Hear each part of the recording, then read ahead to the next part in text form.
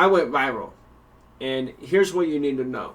So, what I've kind of learned about social media is that there's something with GPT-5 that I don't think is quite there yet when it comes to understanding trends and memes and just culture in general.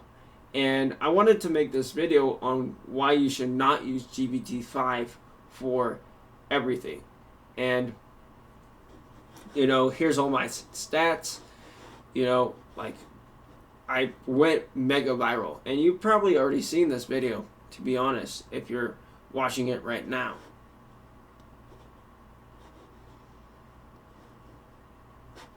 In 2024. And it kind of just really opened up my mind to how fast these models are moving and what you need to keep in mind. So with GPT-5, its cutoff date is in 2024. So when you are using it for content, you have to understand that it's not going to be aware of certain trends. And it's not going to be aware of, certain things when it comes to content. And, I think AI really shines in creating ideas, but are those ideas even good or not in the first place? So I look up to this venture capitalist by the name of Naval, I'm going to butcher his last name, Arabican, and he talked about how no one wants average content. They all want content that is authentic and, unique. And what this viral video did is it took something that Sam Altman said,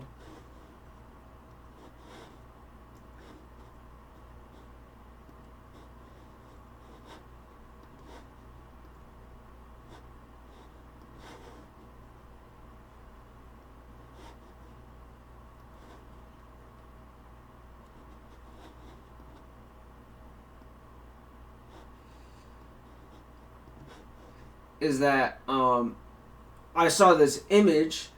I don't know if I took Chris's image or not, but I copied it and I made a video on it, and that blew up because of me understanding, the trending topic,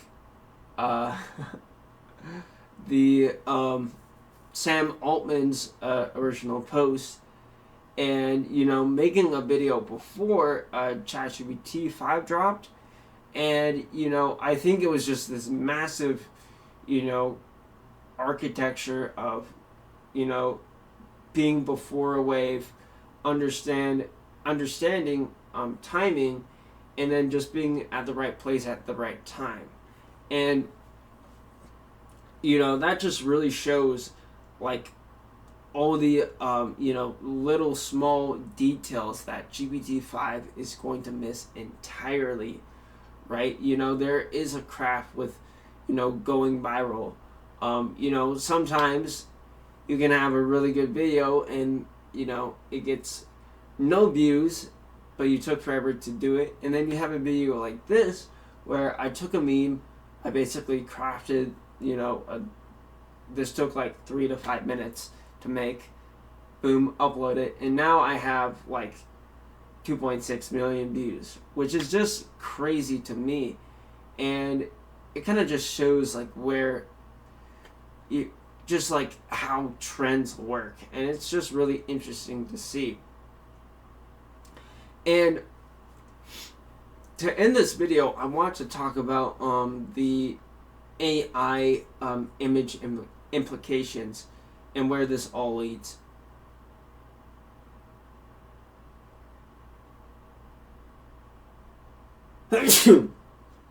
Because this is a really interesting conversation. So how these AI works for image generation is that it will take other creators' images, basically mix it all together, create this image, and then boom, you have the image. But is that the owner's image or is that the company's image? And this is such a grayscale area because, as you can see, like Chris is like saying that I, you know, stole his, but it's like it's just so hard to tell if people care about this or not. And as you can see, like I've been, just shouting out Chris, kind of just give him credibility. I don't know if I took this image from him or another creator that did not even tag him, but it's just such a really interesting conversation to have because who owns this image?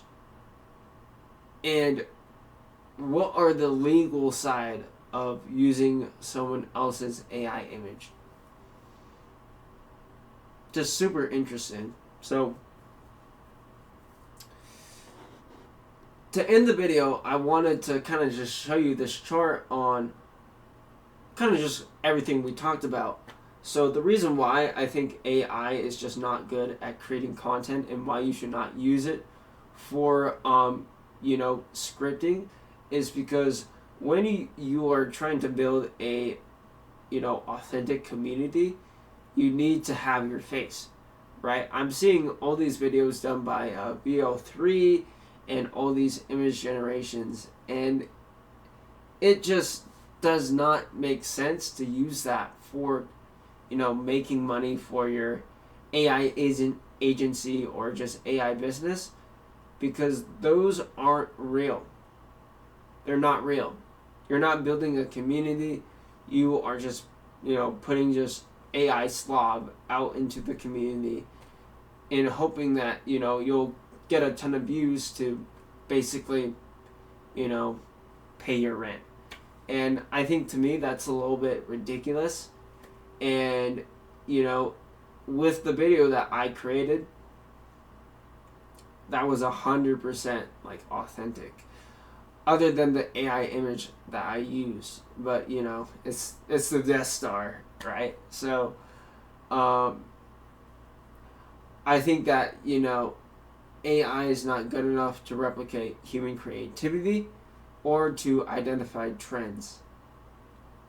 You can find trending words, but you have to be really understanding the viral framework and just getting your stuff together to really craft the perfect storm for content.